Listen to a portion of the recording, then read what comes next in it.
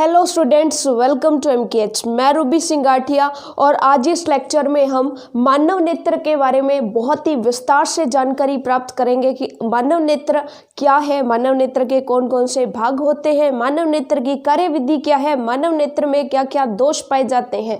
तो ये सारी की सारी चीज़ें हम यहाँ पर देखने वाले हैं कि मानव नेत्र की देखभाल कैसे की जानी चाहिए। ठीक है, सो ये सारी की सारी चीज़ें हम यहाँ पर पढ़ने वाले हैं। तो सबसे पहले हमने ड्रॉ किया है मानव नेत्र का नामांकित चित्र। नामांकित चित्र का मतलब आपको पता है कि चित्र में साथ के साथ नाम भी आपको दिखाने होते हैं। तो 1 नंबर में या 2 नंबर में छोटा क्वेश्चन भी आ सकता है कि मानव चित्र का नामांकित चित्र बनाइए। ठीक है, चलिए अब हम देखते हैं, सॉरी माफ कीजिएगा, मानव नेत्र आएगा यहाँ पर, मानव नेत्र का नामांकित चित्र। ठीक है, अब देखिएगा सबसे पहले हम मानव नेत्र के बारे में पढ़े तो इंट्रोडक्शन आपको क्या देना है कि नेत्र मानव के शरीर का एक महत्वपूर्ण अंग है, क्योंकि नेत्र से ही तो हमें दिखाई देता है। ठीक है, सो मानव नेत्र मनुष्य के शरीर का एक महत्वपूर्ण अंग है। मानव नेत्र कैमरे की भांति कार्य करता है। किसकी भांति कार्य करता है मानव नेत्र? कैमरे की भांति कार्य करता है। अब कैमरे की भांति कैसे कार्य करता है ये तो तब पढ़ेंगे जब मानव नेत्र की कार्यविधि आज के ही लेक्चर में पढ़ेंगे। अब मानव नेत्र के निम्न भाग होते हैं। कौन कौन से भाग होते हैं उनके बारे में एक एक करके हम सभी के बारे में जानने वाले हैं। ठीक है, देखिएगा सबसे पहला जो भाग है वो है हमारा दृढ़ पटल। अब आपको दृढ़ पटल अगर मैं यहाँ पर दिखाऊं तो सिंपल सी बात है, दृढ़ पटल को आप कहेंगे कि यहाँ पर तो दृढ़ पटल है ही नहीं, तो जो श्वेत पटल है इसी को क्या कहा जाता है? दृढ़ पटल कहा जाता है। ठीक है, सो ये जो बाहर का पूरे एकदम बाहर का जो हिस्सा है यानी बाहर की जो परत है, ये जो परत है ये श्वेत पटल या दृढ़ पटल कहलाती है। ठीक है, देखिएगा मानव नेत्र एक खोखले गोले के समान होता है। मानव नेत्र कैसा दिखाई दे रहा है? खोखला गोल जैसी संरचना दिखाई दे रही है। यह बाहर से एक दृढ़ और अपारदर्शी श्वेत परत से ढका रहता है। ध्यान दीजिएगा, सफेद कलर की या श्वेत रंग की जो परत से ढका रहता है, जो कि दृढ़ होती है और अपारदर्शी यानी उसके आर पार देखा नहीं जा सकता। श्वेत कलर की अपारदर्शी दृढ़ जो है परत से ढका रहता है, इस परत को हम दृढ़ पटल या श्वेत पटल भी कहते हैं। ठीक है, अब देखिएगा यह परत नेत्र के भीतरी भागों को क्या प्रदान करती है? सुरक्षा प्रदान करती है। ठीक है, अब आपके सामने नेत्र का एक चित्र है जिसके अंदर आपको नेत्र जो है एकदम सफेद कलर के दिखाई दे रहे हैं, यानी कि ये जो है ये आपके सामने श्वेत पटल या दृढ़ पटल है जो बाहर आपको सफेद कलर की परत दिखाई दे रही है। ठीक है, अब देखिएगा नेक्स्ट हम चलते हैं, एक तो हिस्सा हो गया श्वेत पटल। अब चलते हैं हमारे दूसरे भाग की तरफ। दूसरा भाग है रक्त पटल। अब आपको दिखाई दे रहा है, इसको रक्तक पटल या रक्त पटल भी कहते हैं। तो श्वेत पटल के जस्ट बाद कौन सा पटल है? रक्तक पटल। इस पटल के अंदर जो हमारी तंत्रिकाएं होती है वो फैली हुई होती है। तो अब देखिएगा इसके बारे में पढ़ते हैं कि दृढ़ पटल के भीतरी पृष्ठ पर एक काले रंग की झिल्ली लगी रहती है। अब आप कहेंगे काले रंग की झिल्ली तो ये है, इस झिल्ली की बात नहीं हो रही है, इसके ऊपर वाली जो है यानी ये झिल्ली जिसके अंदर आपको लाल कलर की तंत्रिकाएं दिखाई दे रही हैं। ठीक है, सो ये है रक्तक पटल। ये जो है ये क्या होता है? काले कलर की एक झिल्ली होती है, झिल्ली लगी होती है, इसे रक्तक पटल कहते हैं। अब ये रक्तक पटल काम क्या करता है? जिसके अंदर आपको कई सारी लाल लाल संरचनाएं यानी कि तंत्र की यानी तंत्रिकाएं दिखाई दे रही हैं। ठीक है, सो तंत्रिकाएं इसके अंदर होती हैं। और रक्तक पटल क्या काम करता है? ध्यान से सुनिएगा कि दृढ़ पटल के भीतरी पृष्ठ पर एक काले रंग की झिल्ली लगी होती है, इसे रक्तक पटल कहते हैं। यह आपतित प्रकाश का अवशोषण करता है, इसे कोरोइड भी कहते हैं। यानी नेत्र में क्या हो रहा है, बाहर से प्रकाश आएगा, लेंस से जाकर के जो प्रकाश यहाँ पर पहुंचेगा उसका अवशोषण करेगी कौन? रक्तक पटल। ठीक है, तो रक्तक पटल का कार्य क्या है कि वो प्रकाश को अवशोषित करती है, बाहर से जो प्रकाश आ रहा है उसको अवशोषित करती है। ठीक है, ये काम आपको पता चल गया। इसे क्या कहते हैं? इसे कोरोइड भी कहते हैं। ठीक है, अब देखिएगा नेक्स्ट यहाँ पर श्वेत पटल रक्तक पटल की बात यहीं छोड़ते हैं। अब हम आ जाते हैं इस हिस्से में, जो हमारी नेत्र का बाहरी हिस्सा है, जो बाहर का हिस्सा जो आपको दिखाई देता है वो हिस्सा इस तरफ वाला है। ठीक है, सो इसको हम पढ़ते हैं नेक्स्ट। अब देखिएगा नेक्स्ट जो पार्ट है वो है कॉर्निया। कॉर्निया क्या चीज है, देखिएगा ये जो बाहरी परत आपको दिखाई दे रही है कॉर्निया है।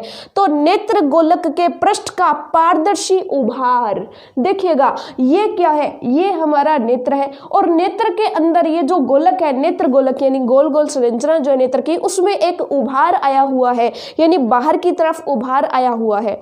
और इस उभार का जो पारदर्शी हिस्सा है वो ये है, पूरा ये पारदर्शी है, यानी इसके आर पार जो है देखा जा सकता है। ठीक है, तो अब ध्यान से सुनिएगा, नेत्र गोलक के पृष्ठ का पारदर्शी उभार एक पतली पारदर्शी झिल्ली से ढका रहता है जिसे स्वच्छ पटल अथवा कॉर्निया कहते हैं। तो ये जो इतना पटल है ये क्या है, ये स्वच्छ पटल या कॉर्निया है। ठीक है, ये क्या है, ये पारदर्शी झिल्ली से ढका हुआ पृष्ठ है और इसी के साथ साथ ये जो है उभार भी है नेत्र गोलक के अंदर। ठीक है, अब देखिएगा, आंख में प्रविष्ट होने वाला प्रकाश सर्वप्रथम कॉर्निया से ही गुजरता है, यानी जो प्रकाश बाहर से आएगा वो कॉर्निया से होकर के ही अंदर प्रवेश करेगा नेत्र के। ठीक है, अब देखिएगा नेक्स्ट, कॉर्निया के आगे हमें क्या मिलता है, तो देखिएगा कॉर्निया के आगे आपको मिलती है आइरिस। ध्यान से देखिएगा, ये जो आइरिस है यहाँ पर आपको दिखाई दे रही है कि दो झिल्लियां हैं। ये इस तरह से है कि पहले मान लीजिए सीधा प्रकाश आ रहा था, अब क्या है, प्रकाश के सामने इस तरह से रुकावट है,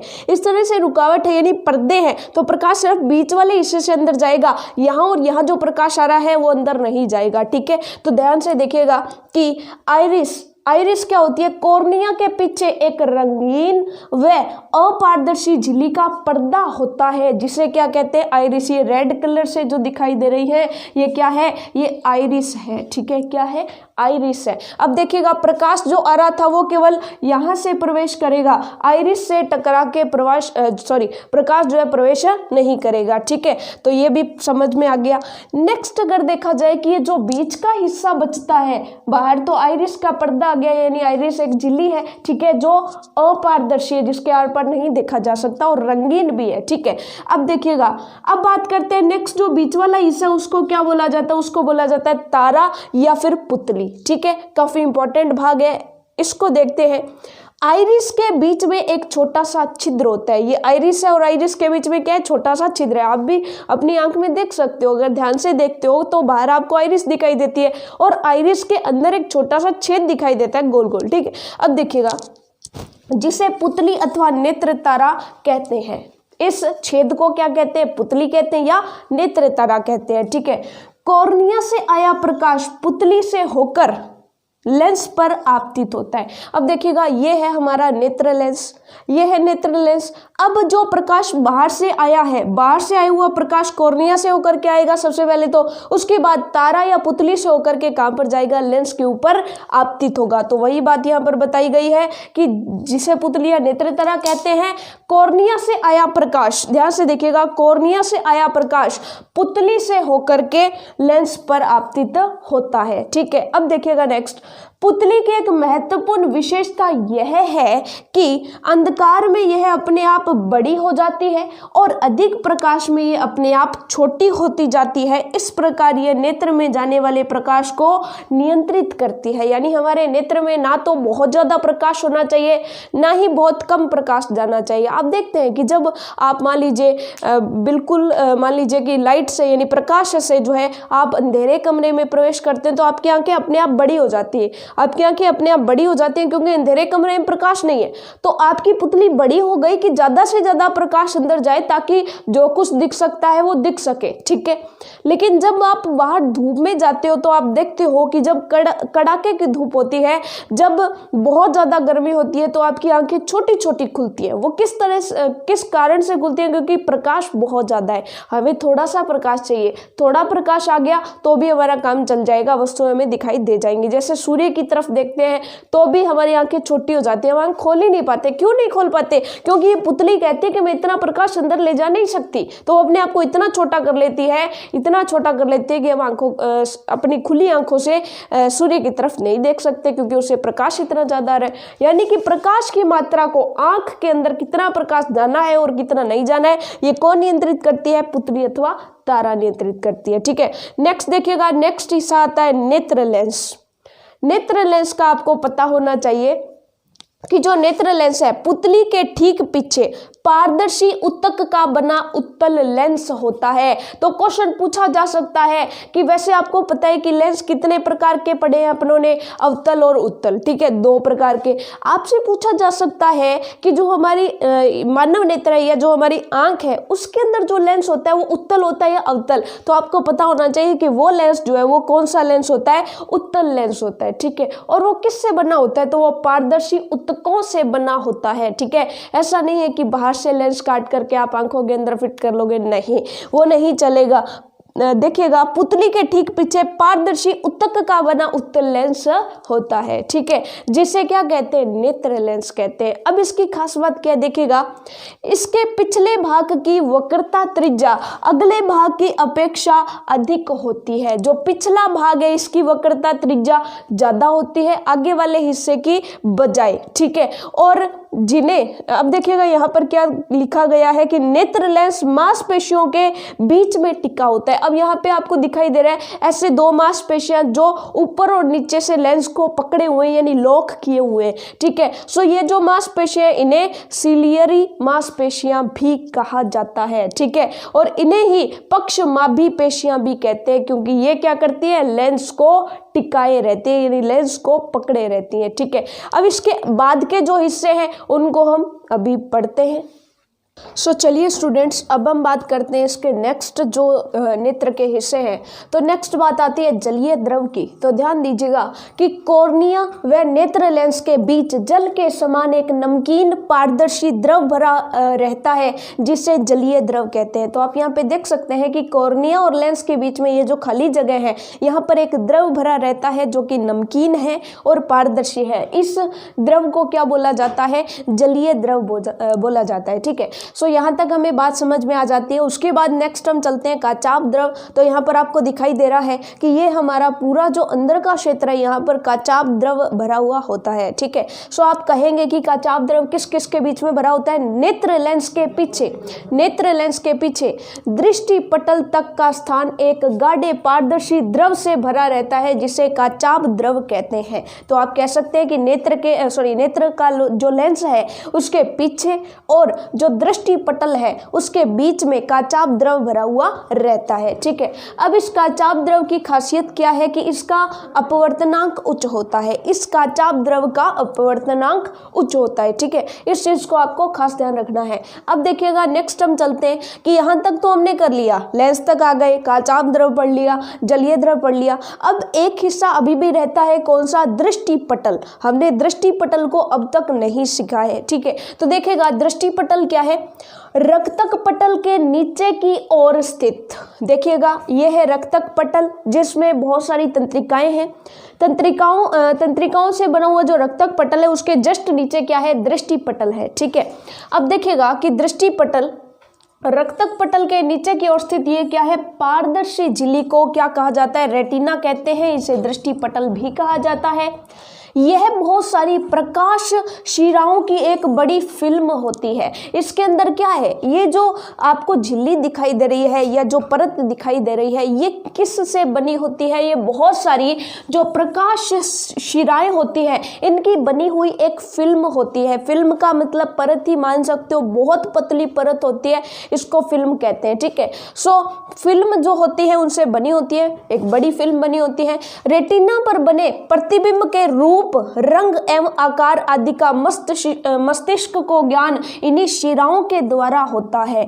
यानी कि जो भी वस्तु हम देखते हैं, जिस वस्तु से टकरा करके प्रकाश आ रहा है ये लेंस से अपवर्तित होगा और उसके बाद जो उसका प्रतिबिंब है वो कहां पर बनेगा, इसी दृष्टि पटल या रेटिना पर बनेगा, ठीक है। अब रेटिना या दृष्टि पटल पर आकर के जो भी आप ये कह सकते हो कि जो भी प्रतिबिंब बनेगा उसका ज्ञान हमारे मस्तिष्क को कौन कराएगा, इसके अंदर जो पाई जाने वाली शिराएं हैं वो हमारे मस्तिष्क तक इसका जो आप ये कह सकते हो कि प्रतिबिंब का ज्ञान जो है मस्तिष्क को करवाएंगे, ठीक है। यहाँ तक तो चीज समझ में आ गई।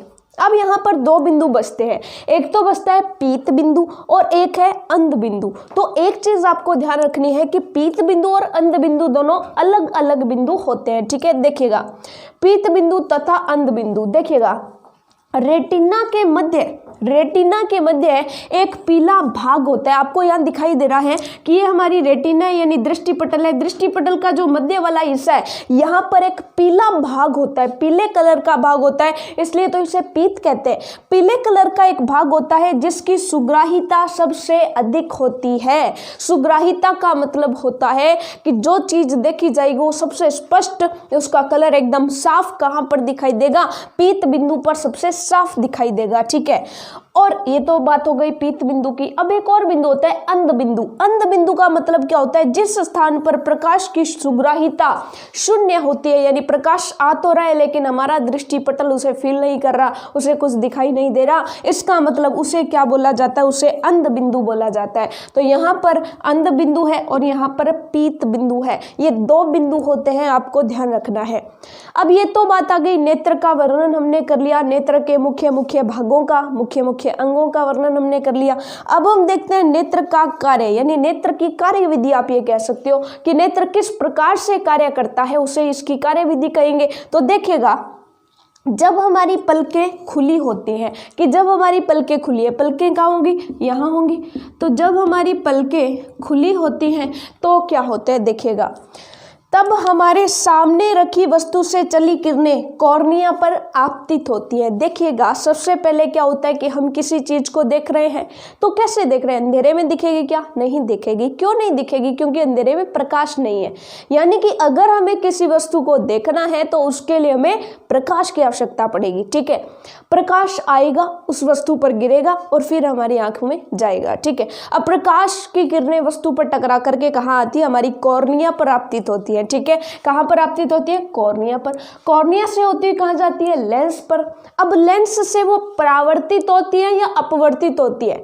परावर्तन का मतलब होता है टकरा के वापस चले जाना, और अपवर्तन का मतलब है अंदर चले जाना। ठीक है, सो ये अपवर्तित होती है क्योंकि ये अंदर चली जाती है। और अंदर जा करके कहाँ पर जाती है? तो आपको पता होना चाहिए कि वो दृष्टिपटल या रेटिना पर आपतित होती है। यानी ये जो ब्लैक ब्लैक आपको दिखाई दे है, इस पर ये जा करके क्या होती है? आपतित होती है। ठीक है, सो एक बार थ्योरेटिकली देख लेते हैं कि देखिएगा, सबसे पहले जब हमारी पलकें खुली होती हैं तब हमारे सामने रखी वस्तु से चली किरणें कॉर्निया पर आपतित होती हैं, कॉर्निया पर आपतित होगी।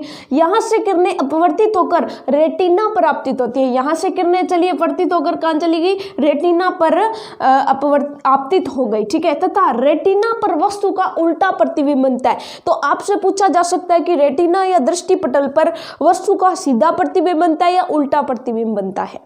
तो अब आप जवाब क्या देंगे? क्योंकि हमें अगर बेसिकली ये चीज़ नहीं पढ़ते हैं तो हमारे दिमाग में क्या आता है कि आंख से जब भी हम कोई वस्तु देखते हैं तो वो हमें सीधी दिखाई देती है कि उल्टी?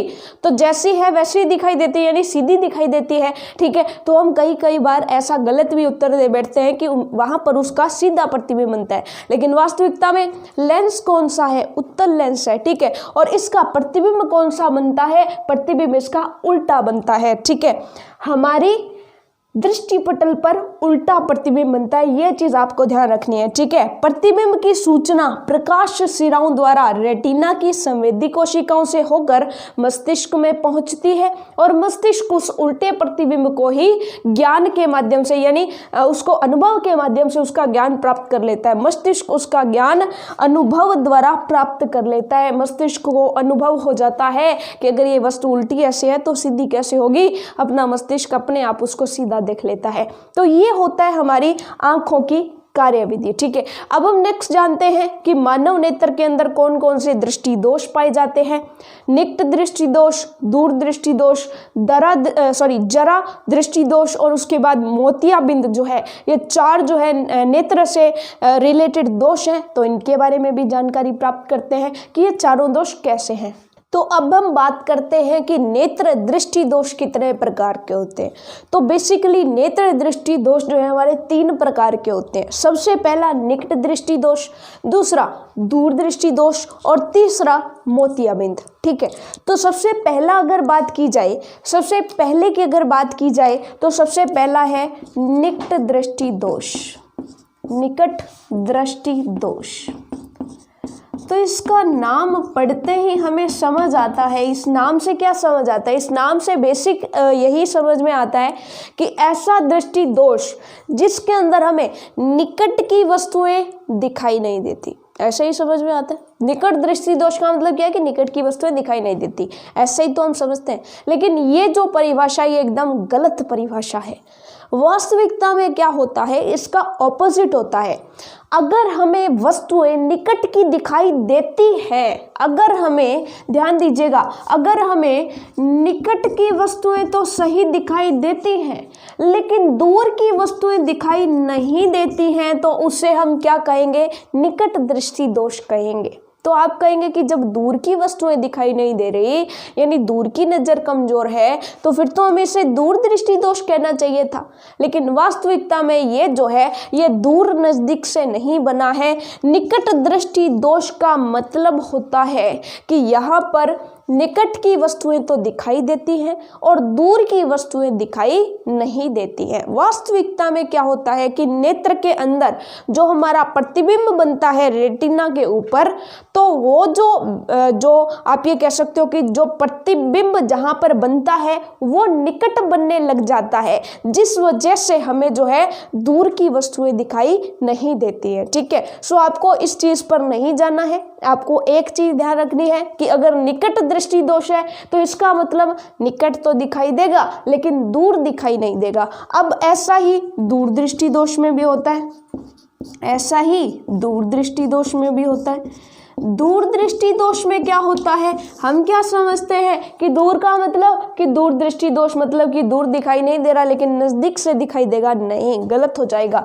दूर दृष्टि दोष का मतलब है कि दूर की वस्तुएं तो दिखाई दे रही हैं, दूर की वस्तुएं तो दिखाई दे रही हैं लेकिन निकट की वस्तुएं दिखाई नहीं देती हैं। तो ये चीज आपको खास ध्यान रखनी है कि अगर दूर दृष्टि दोष है तो दूर दिखाई देगा, निकट दिखाई नहीं देगा। निकट दृष्टि दोष है तो जो निकट है वो तो दिखाई देगा लेकिन दूर वाला दिखाई नहीं देगा, यानी ऑपोजिट, उल्टा होगा। निकट दृष्टि दोष में दूर दिखाई नहीं देगा और दूर दृष्टि दोष में निकट का दिखाई नहीं देगा। ठीक है, ये चीज आपको समझ में आ गई, दोनों की दोनों। ठीक है, अब देखिएगा नेक्स्ट तीसरा जो है वो है मोतियाबिंद।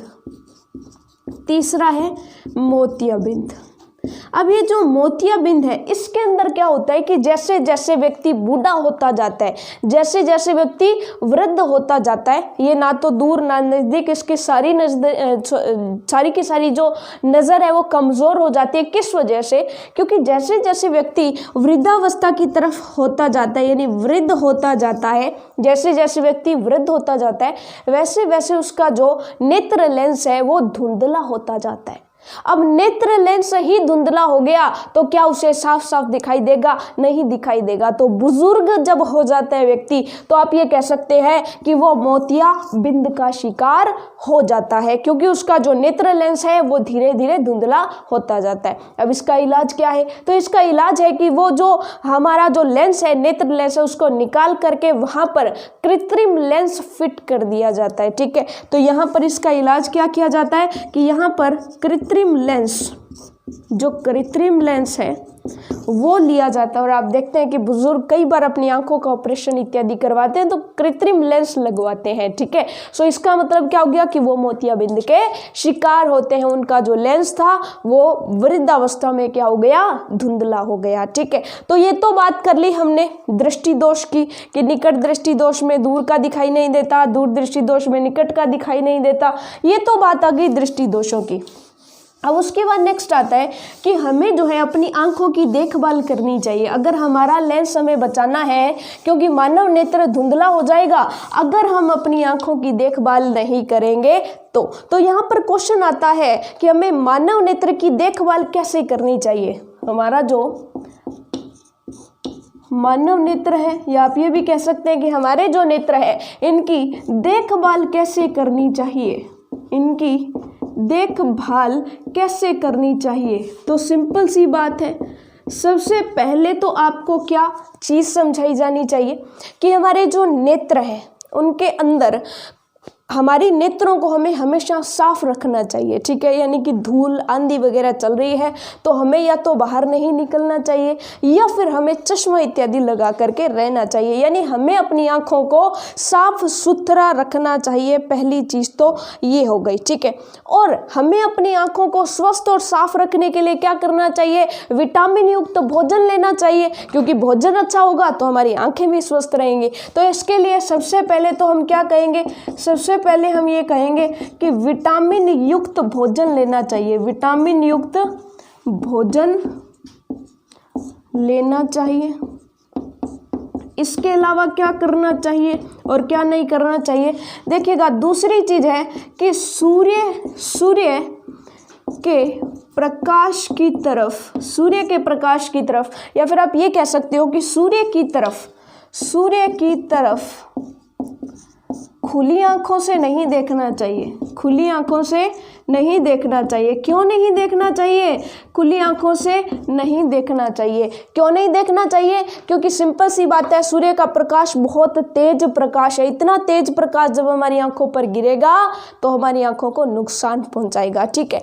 तीसरी बात क्या होती है, तीसरी बात होती है कि जब भी सूर्य ग्रहण होता है, जब भी क्या होता है, सूर्य ग्रहण होता है, तब हमें नग्न आंखों से नहीं देखना चाहिए। सूर्य ग्रहण को सीधी आंखों से नहीं देखना चाहिए, नग्न आंखों से नहीं देखना चाहिए, क्योंकि उससे आने वाली जो किरणें हैं वो हमारी आंखों को नुकसान पहुंचाती है, ठीक है। उसके अलावा क्या क्या है, उसके अलावा है कि ना तो बहुत ज़्यादा प्रकाश में पढ़ाई करनी चाहिए और ना ही बहुत कम यानी कि अंधेरे में पढ़ाई नहीं करनी चाहिए। कई बार हम देखते हैं कि कुछ बच्चे क्या करते हैं, कमरे के अंदर ज़्यादा बड़ी लाइट ना जला करके यानी कि या तो वो क्या करते हैं कि बहुत ज़्यादा रोशनी में पढ़ते हैं, या फिर वो क्या करते हैं, आपने देखा होगा कि जब भी आप कभी सर्दी के मौसम में जब आप धूप में जा करके पढ़ते हैं तो थोड़ी देर बाद आपकी आंखों में दर्द होना शुरू हो जाता है। वो किस वजह से शुरू होता है, यानी कि ना तो हमें ज़्यादा तेज रोशनी में पढ़ाई करनी चाहिए, ना तो ज़्यादा तेज रोशनी में और ना ही ज़्यादा अंधेरे में। कई बार हम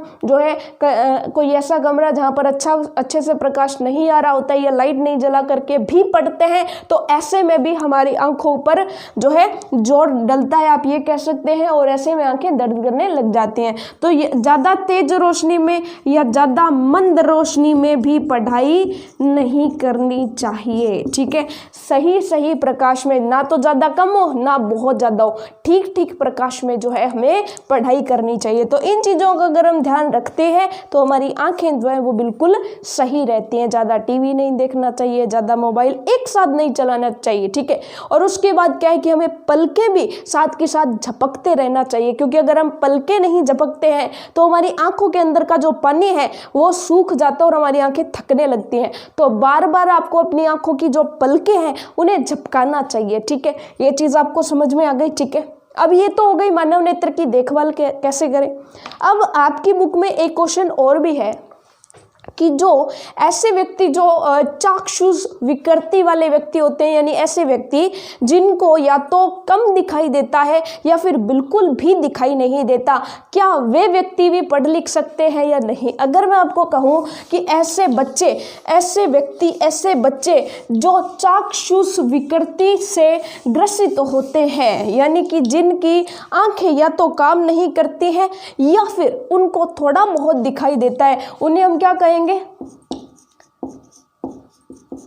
चाक्षुष विकृति वाले व्यक्ति, ठीक है, विकृति। अब ऐसे व्यक्ति जिनके चाक्षुष विकृति पाई जाती है, क्या वो भी पढ़ सकते हैं क्या?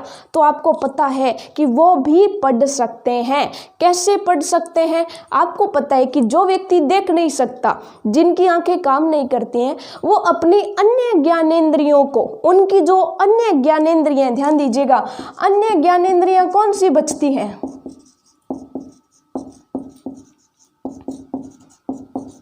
अन्य ज्ञानेंद्रियों को ज़्यादा विकसित कर लेते हैं। इसका मतलब क्या है, देखिएगा,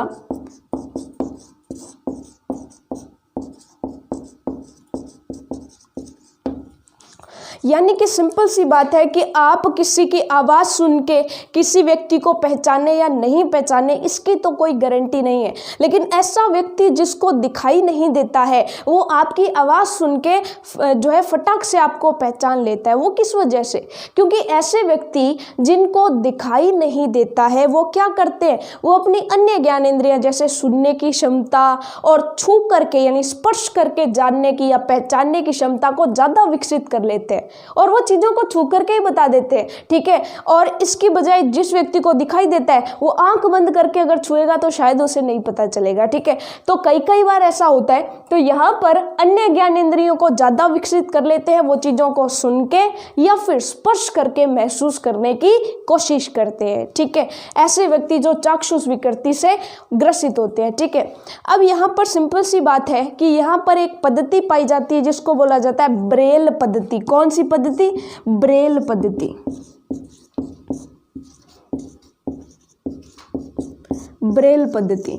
ब्रेल पद्धति एक ऐसी पद्धति है जिसके अंदर चाक्षुष विकृति वाले व्यक्ति छू करके किसी चीज को पढ़ या लिख सकते हैं, छू करके पढ़ या लिख सकते हैं। उस पद्धति को क्या बोला जाता है? ब्रेल पद्धति बोला जाता है। तो आप ध्यान दीजिएगा कि ब्रेल पद्धति जो है ये किसके द्वारा दी गई या किसके द्वारा विकसित की गई? तो लुई ब्रेल के द्वारा विकसित की गई। किसके द्वारा? लुई ब्रेल के द्वारा। आपको पता होना चाहिए कि लुई ब्रेल भी चाक्षुष विकृति से ग्रसित थे, यानी उनकी आंखें भी काम नहीं करती थी। अब ऐसा व्यक्ति जिनकी आंखें काम नहीं करती है, उन्होंने सभी के लिए ऐसे सभी आप ये कह सकते हो कि चाक्षुष विकृति से ग्रसित सभी व्यक्ति जिनको दिखाई नहीं देता, उन सभी के लिए एक पद्धति विकसित कर दी कि वो भी पढ़ लिख सकते हैं। ऐसे व्यक्ति कौन थे? लुई ब्रेल थे। आपको पता होना चाहिए कि लुई ब्रेल बचपन में अपने पिताजी की वर्कशॉप में खेल रहे थे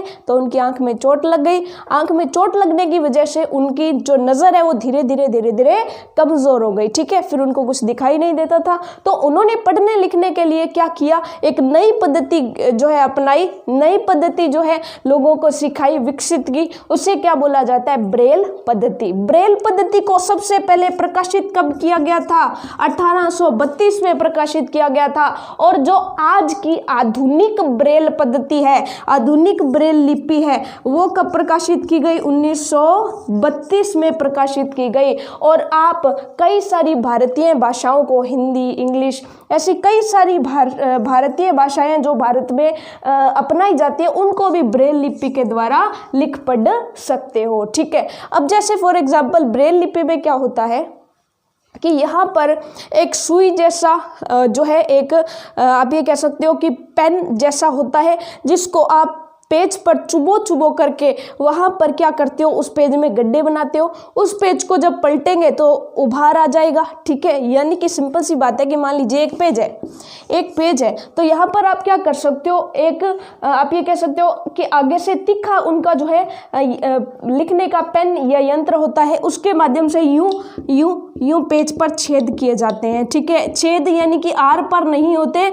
लेकिन इस तरह से छेद होते हैं कि ये जो है पेज नीचे बैठ जाता है और उधर से उभर जाता है। अब इस पेज को उल्टा करोगे और फील करोगे तो आपको दिखाई दे, आपको ये महसूस होगा कि कुछ कहीं से जो पेज है वो ऊपर उठा हुआ है, ठीक है। तो यानी डॉट डॉट बना करके उनको सिखाया जाता है, ठीक है। जैसे कि हम CAT कैट लिखने का प्रयास करते हैं, CAT कैट, इसके अंदर देखिएगा कि ब्रेल लिपि में CAT कैट कैसे लिखा जाता है। जैसे हमें CAT लिखना है तो इसके अंदर क्या होता है कि 6 जगह होती है, ठीक है। 6 जगह होती है। हर किसी अक्षर को लिखने के लिए कितनी जगह लेते हैं?